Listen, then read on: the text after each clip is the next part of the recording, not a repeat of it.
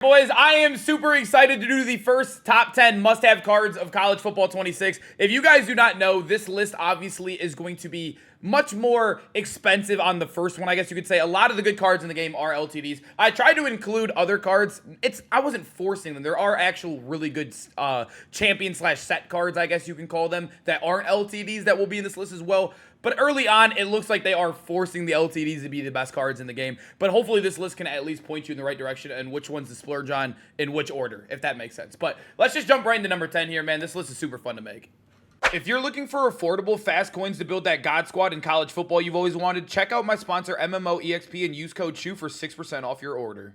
Number 10, I'm going with Nico, and the only reason I'm going with Nico here is because I don't think I really do like this card. He's quarterback one easily in this game, but I don't know if I would say he's worth his current price right now. He's the most expensive card in the game, sitting at around like 700K.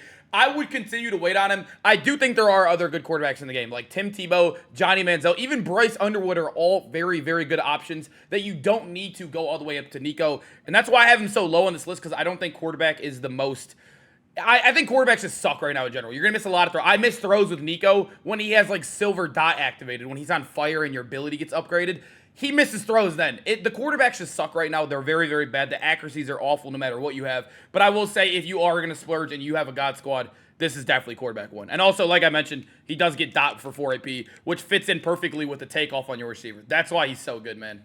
And real quick, boys, if you want to know the best place to start winning more games where you can learn full offensive and defensive schemes that actually work, you should check out civil.gg and use my code SHOE for 30% off. You'll be joining over 2,000 active members who are winning more games, and over 98% of people who joined said they've won more games since joining. So if you want to start winning more games, make sure you click that link in the top of the description and use code SHOE for 30% off. And now, let's get back to the video. Number 9, I told you I have some set cards on here. I don't know if we can call them set cards because they're technically not sets, but champs. I guess we'll just call them champs. Jimmori Robinson has been one of my best players in the game. As you guys know, the Texas stunt is one of the best defenses right now. Also, just having good fast players, like if you're running, yes, the also hated mid blitz. If you're running mid blitz, if you're running any sort of defense where you need fast edge rushers, he is so good. The thing I like about him as well is that 76 zone. I swear he plays so much better when I drop him into flats.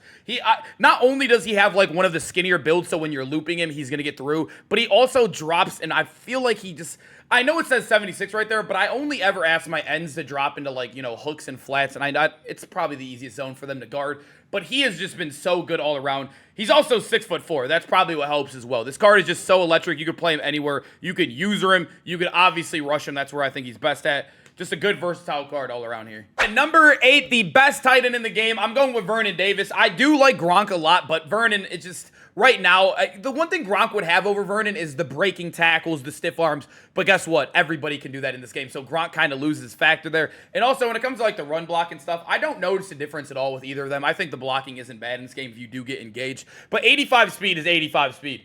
He also moves really well. I do like the smaller guys when it comes to route running. 6'3".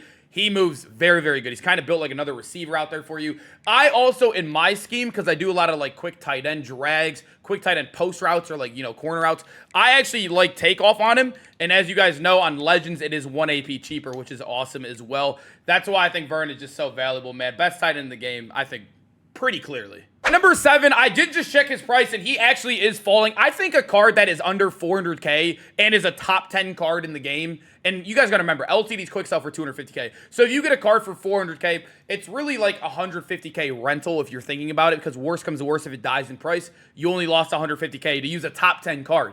That's why I think it's valuable. And I'm not too mad at putting LTDs on here, because the more you play, the more you become like an Ultimate Team diehard, you realize rental LTDs are very beneficial to your team in the long run. But moving on, Eric Singleton's one of the best receivers in the game. I do have him at wide receiver too.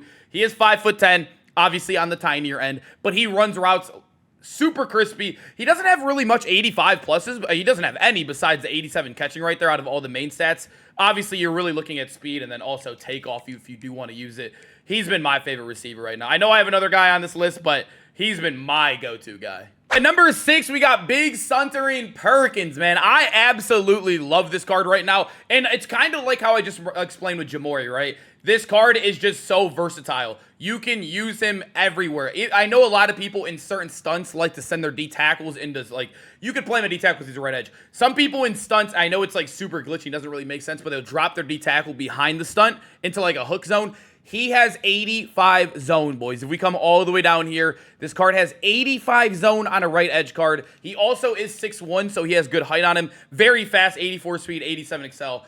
And then obviously when it comes to being a pass rusher, 85 power move, 87 finesse, 83 block shed. Just an all-around, I think, better card. I think the zone really just kind of helps him over Jimmori, but I did end up pulling this card B and D, and it really woke me up. I do prefer him over a guy like Lawrence Taylor, which is insane to say, but I'm glad they're making the current stars a little bit better, right? Like, if you want to, the one thing I didn't like about College Football 25 is the legends. Like, if we're going to be talking about, like, NFL legends, like, why not just go play Madden? This is where this guy, like Suntarine Perkins, needs to shine. That's why I like this. I don't know. I respect it. Moving into our top 5, we do got the best running back in the game, Nick Singleton. I don't think he's much better than a guy like Isaac Brown or even the other Jeremiah Love, which I do think those are the top 3 in the game.